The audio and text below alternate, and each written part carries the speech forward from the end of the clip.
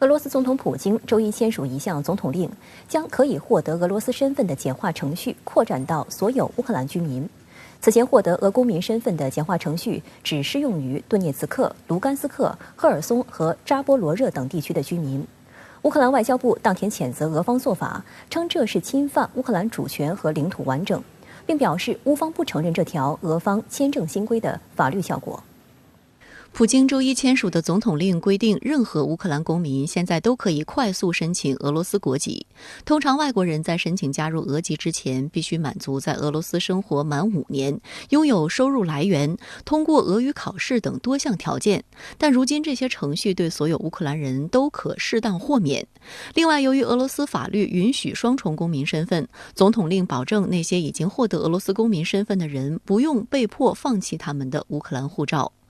乌克兰外交部对此强烈谴责，称莫斯科此举不符合国际法规范和原则，是对乌克兰主权和领土完整的侵犯，并表示这种做法对于乌克兰而言没有任何法律效果。乌方认为，主动向乌克兰公民提供加入俄罗斯国籍的快速通道，表明克里姆林宫大概仍在寻求攫取乌克兰的土地、摧毁乌克兰的国家和强制同化乌克兰民族。俄罗斯生意人报此前曾援引俄内政部的数据称，在过去10年中，获得俄罗斯国籍的人数一直在增长，其中2019年记录的增幅最大，高达85%。外界注意到，这是由于泽连斯基基于当年4月24号赢得乌克兰总统大选后2天，普京就签署了总统令，大幅简化自行宣布独立的顿涅茨克和卢甘斯克居民获得俄罗斯公民身份的程序。另据俄罗斯审计和咨询公司 FinExpertise 的报告，去年共有超过73万名外国人获得了俄罗斯公民身份，创下本世纪以来的最高纪录，其中半数以上是乌克兰居民。值得注意的是，自今年2月俄罗斯对乌克兰发动特别军事行动后，俄军迅速控制了乌南部赫尔松州和扎波罗热州亚速海沿岸部分，这些地区也纷纷组建了亲俄的军民行政机构。据悉，这2地居民对加入俄籍的需求非常旺盛。5月，普京再签总统令，将简化入俄籍手续的对象范围扩大至赫尔松州和扎波罗热州公民。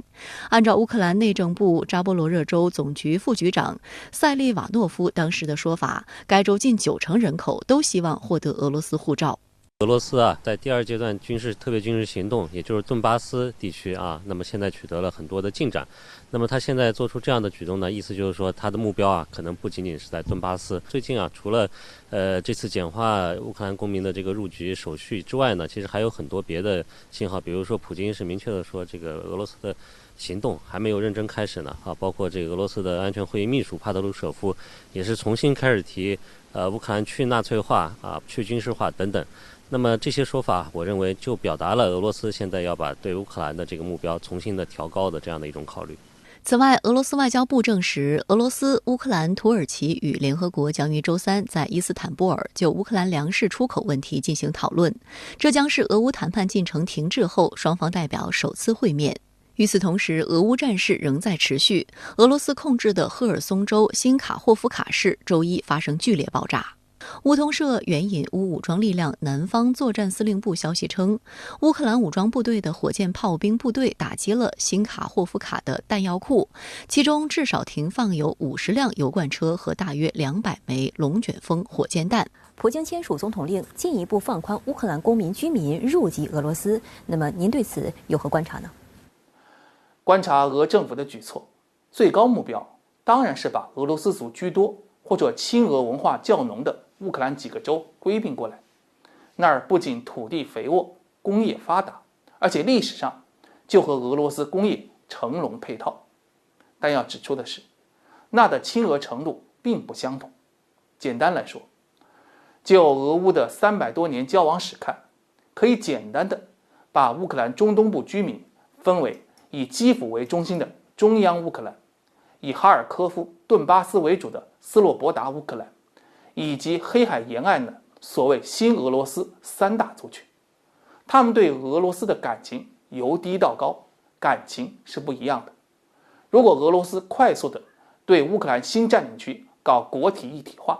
最大的可能是变成内爆的核弹，给自己添上巨大的麻烦。因此，俄罗斯采取了从易到难的快速国籍规划策略，一方面呢，